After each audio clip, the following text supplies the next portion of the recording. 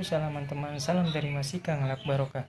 Hari ini Kamis tanggal 15 Juni 2023, Masika berada di depan Makom Ki Gede Palimanan yang ada di Kompleks Sunan Gunung Jati. Assalamualaikum warahmatullahi wabarakatuh. Salam teman, salam dari Masika Ngelak Barokah.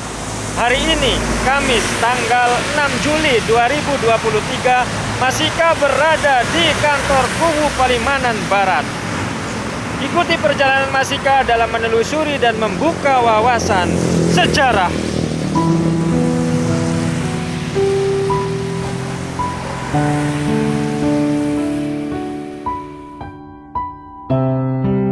Bismillahirrahmanirrahim.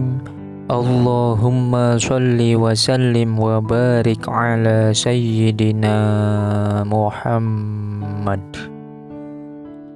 Jika berbicara tentang Ki Gede Palimanan, maka akan berkaitan erat dengan nama sebuah desa yang berada di Kabupaten Cirebon, Jawa Barat.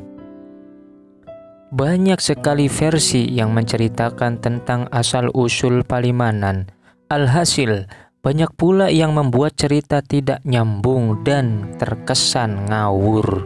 Seperti yang menceritakan bahwa Palimanan berasal dari peliknya Nyimas Gandasari yang dimakan oleh seorang Ki Gede, serta menyebutkan bahwa makna ganda itu karena ia berkelamin ganda. Ini sangat ngawur, karena Nyimas Gandasari adalah murni seorang perempuan yang diangkat anak oleh Pangeran Cakrabuana. Dan ganda sendiri bukan karena berkelamin ganda, tapi karena wanginya. Teman-teman bisa tonton sejarahnya di video sebelumnya.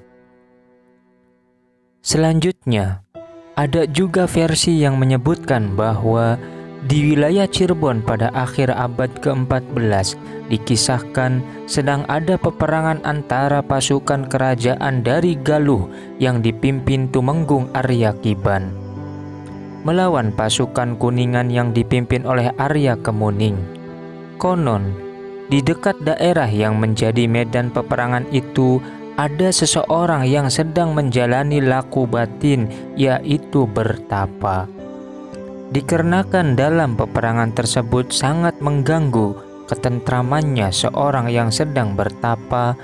Petapa itu adalah Arya Seketu yang sedang bertapa di Gunung Gundul dan melihat peperangan antara dua kerajaan yang tidak berhenti-henti yang terjadi di sekitaran tempat pertapaannya, hingga dirinya merasa sedih dan merasa terganggu. Untuk menghilangkan rasa kesal dan sedihnya, juga agar tidak mengganggu tapaknya, Arya Seketu yang ilmu kesaktiannya didapatkan secara gaib akhirnya nugel pelarangane atau memotong kelaminnya para pasukan dari kedua belah pihak yang sedang berperang dan yang sangat dekat dengan tempat pertapaannya. Hingga sampai sekarang daerah tempat kejadiannya itu disebutnya Palimanan.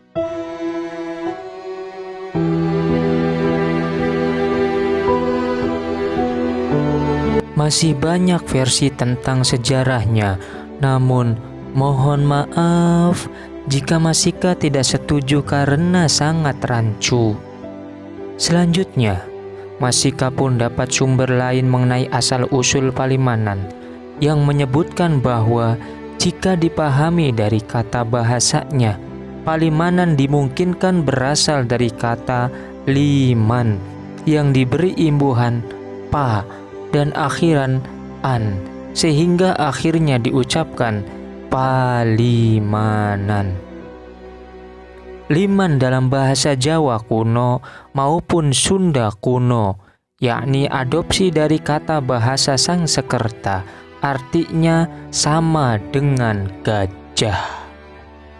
Maka jangan heran jika Kesultanan Cirebon mempunyai kereta kencana tunggangan Sultan Kanoman yang dinamai Kereta Kencana Paksi Nagaliman. karena memang bentuk dari kereta itu merupakan perpaduan antara hewan Garuda, yakni paksi, naga, yakni ular, dan gajah, yakni liman. Berdasarkan sumber tertulis lain yang Masika dapatkan bahwa pada sebuah naskah Portugis, kerajaan Pajajaran disebut-sebut memiliki 100.000 prajurit dengan 40 ekor pasukan gajah. Karena ada sumber juga yang menyebutkan bahwa wilayah Palimanan lahir lebih dahulu sebelum kerajaan Cirebon. Akibat referensi yang menyebutkan asal-usul penamaan Palimanan dari kata liman yang berarti gajah, Masika teringat sebelumnya sempat melihat sosok patung gajah di depan kantor desa. Dan pada waktu itu, Masika berpikir ini desa unik. Patung yang biasa Masika jumpai adalah seekor yang sangat gagah, perkasa, penguasa hutan, yakni harimau. Tapi ini kok gajah? Pasti ada kisah di balik pembuatannya. Walhasil ternyata memang merupakan asal-usul dari nama desa, yakni Palimanan. Ini artinya, siapapun orang yang membuat patung itu, mereka belum kepaten atau tidak lupa pada sejarah tempat kelahiran mereka yang dituturkan dari generasi ke generasi. Mereka masih paham bahwa kata Palimanan, nama desa mereka itu, sejatinya berasal dari kata liman yang mempunyai arti gajah. Wallahu a'lam.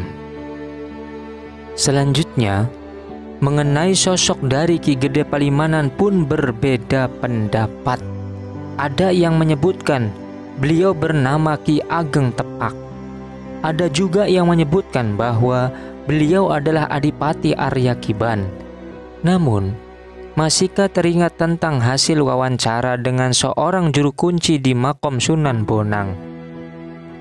Beliau menyebutkan bahwa Ki Gede Palimanan adalah sosok yang sangat hebat dan sakti mandraguna yang pada waktu itu masih menjadi pengikut dari Raja Galuh yang dipimpin oleh Prabu Cakraningrat.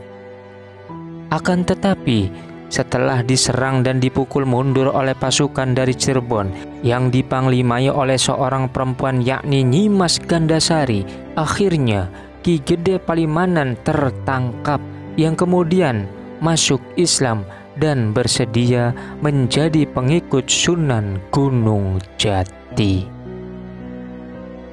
Wallahu a'lam. Mudah-mudahan bisa memberikan manfaat, khususnya untuk pribadi, umumnya untuk yang menyaksikan dan mendengarkan video ini. Mohon maaf bila ada kesalahan dan perbedaan versi. Wassalamualaikum warahmatullahi wabarakatuh.